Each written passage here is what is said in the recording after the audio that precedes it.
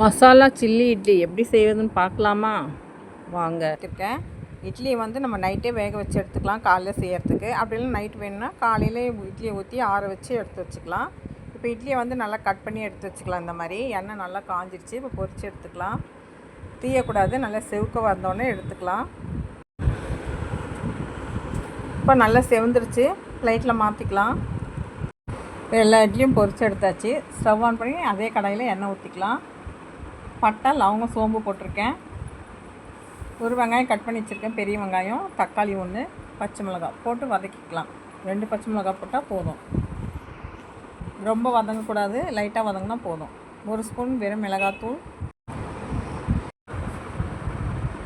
1 spoon garam masala powder, 1 spoon மஞ்சள், chilli plus 1 spoon. நல்லா வதக்கிக்கலாம். தேவையான சால்ட்டு போட்டுக்கலாம். Chilli flakes 1 spoon. நல்லா வதக்கிக்கலாம். இஞ்சி பூண்டு paste 1 spoon. Soya sauce 1 spoon.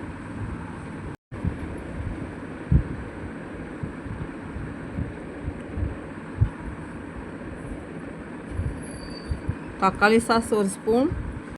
நல்லா மிக்ஸ் பண்ணிக்கலாம். இப்பி மசாலா பேக்கெட்டு போட்டுக்கலாம், 1 பேக்கெட்டு. நல்லா மிக்ஸ் பண்ணிக்கலாம். பொரிச்சு வச்சுருக்க இட்லி எடுத்து இப்போ போட்டுக்கலாம்.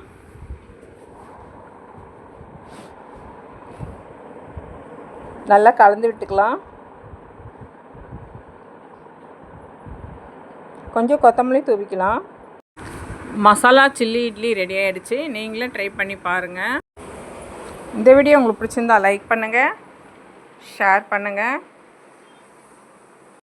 அடுத்த வீடியோவில் பார்க்கலாம். பாய்.